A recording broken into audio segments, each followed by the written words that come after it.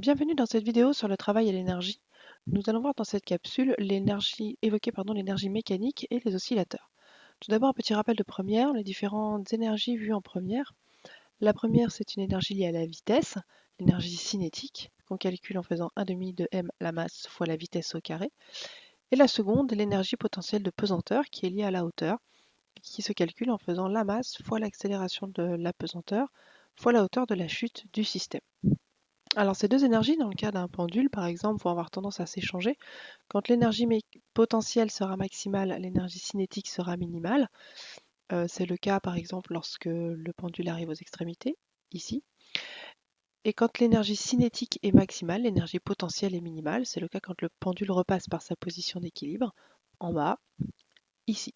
La somme des deux énergies étant considérée comme constante et s'appelle l'énergie mécanique. Alors il y a en réalité plusieurs types d'énergie potentielle. Il y a l'énergie potentielle de pesanteur que vous avez donc vu en première et l'énergie potentielle élastique qui est liée à l'utilisation d'un ressort par exemple.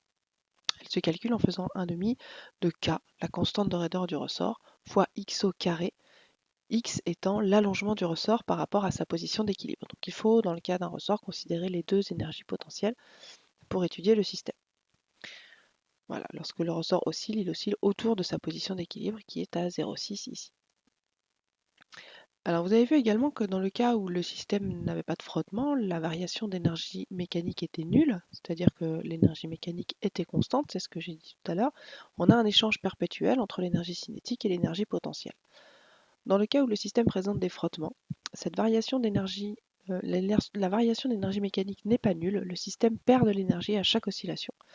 Et cette variation d'énergie mécanique, elle est égale au travail des forces de frottement. Alors justement, en parlant d'échange d'énergie entre énergie potentielle et énergie cinétique, on évoque souvent le cas des oscillateurs. Alors c'est quoi un oscillateur? Un oscillateur, c'est un système qui oscille de façon périodique autour d'une position d'équilibre. C'est-à-dire qu'il repasse régulièrement par sa position d'équilibre, il oscille autour d'une position, le point de repos. Donc pour le pendule, ici c'est la position où il est tout en bas. Pour le cas d'un pendule simple comme celui-ci, la période d'oscillation sera égale à 2π fois la racine carrée de L sur G, L étant la longueur du pendule et G l'accélération de la pesanteur. Et dans le cas de pendules élastiques horizontaux ou verticaux, la période d'oscillation sera égale à 2π fois racine de la masse sur la constante de raideur du ressort.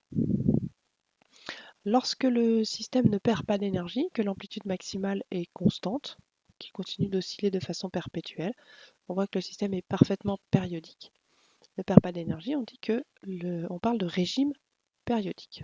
Dans le cas où l'amplitude maximale diminue à chaque oscillation, le système perd de l'énergie.